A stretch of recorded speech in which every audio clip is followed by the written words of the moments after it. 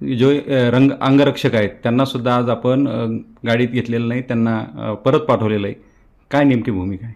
नाही, जिंदगीत आपण जीवन जगत असताना खोटरडेपणा करायचा नाही, वागायचा नाही. त्यामुळं आपण काल अर्ज दिला की सरकारचं जे पोलीस आम्हाला दिले संरक्षण ते अजिबात नको, एक पण नको, म्हणजे कोणीच नको, बॉडीगार्ड नको ना, कोणी नको ना, कोणी नको. कारण सरकारवरचा आमचा पूर्ण विश्वासच उडाला आहे. त्यामुळे त्यांना काल अर्ज दिला, आजही सांगितलं आम्ही की तुम्ही सोबत येऊ नका. तुम्ही आत्तापर्यंत सेवा केली त्याबद्दल तुमचा सगळ्या पोलीस बांधवांचा आम्ही मनापासून सन्मान करतो, तर आपण जावं अशी विनंती त्यांना केली.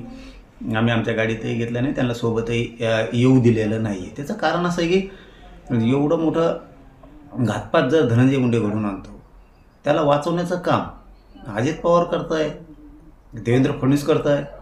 अरे म्हणजे तुम्ही काय, एखादा माणूस गरिबाची लढाई लढतो, म्हणजे मी मनोज जरांगे पाटील एखाद्या गरिबाची लढाई लढतो, आम्ही वरचढ व्हायला लागलो तुम्हाला, म्हणून तुम्ही असले चाळे करायला लागलात, घातपाताचे बदनाम करायला लागलात आम्हाला.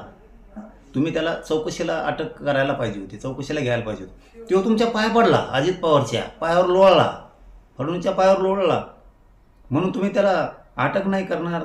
तो मुख्य सूत्रधारच या कटाचा ठेवे घातपाताचा, त्याला करणार. आम्ही आमचं बघू. आता मैदान मोकळं आहे ना, येऊ दे त्याचे कोण कोण यायचे ते. आता मैदान मोकळं आहे ना सगळं, आता पोलीस नाही काय नाही काय नाही, त्याचे कोण कोण येणार आहे त्या धन्या मुंड्याचे, येऊ दे आता कोण कोण येतं ती बघूया. आम्ही सुद्धा अंगावर आल्यावर वापस कसं काय जाते तेही बघूयात आता. कारण शेवटी सरकारची जबाबदारी होती की न्याय करायला पाहिजे होता. त्यांनी घातपाताचा कट रचला, इतकं भयानक कृत्य घडून आणलं आणि त्याला चौकशीला घेत नाहीत तुम्ही, आणि त्याला चौकशीपासून टाळता, त्याला माफ करता, त्याला क्लीन चिट देता. अरे सरकार, तुमच्या बी जर नाकी नऊ नाही आणले ना, तर माझं नाव बदलून ठेवा तुम्ही. हो, अजित पवारचे सुद्धा आणि फडणवीसच्या सुद्धा. तुमच्या नाकी नऊच आणणार, दमच आणणार मी तुम्हाला, त्याच्याशिवाय तुम्हाला सोडत नाही. आता ते धरलेले होईना आरोपी, ते सुटतीलच ना, सुटतील. पुन्हा त्यांनाही मोकळं मैदान पाहिजे ना मला मारण्यासाठी. आणखीन त्याच्या 2-3 काही टोळ्या असत्या त्या धान्याच्या, त्याही होतील. आणखीन त्यांनी कुठं कुठं षडयंत्र रचले असते, बदनामीचे आमके दमके, तर सगळ्याला मोकळे घाता मैदान. बघूयात काय होते. मला संरक्षण नको, अजिबात नको. कारण याला जबाबदार देवेंद्र फडणवीस आणि अजित पवारच आहेत.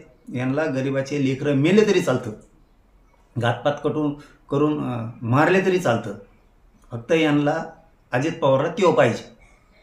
घे तुला त्योच आता.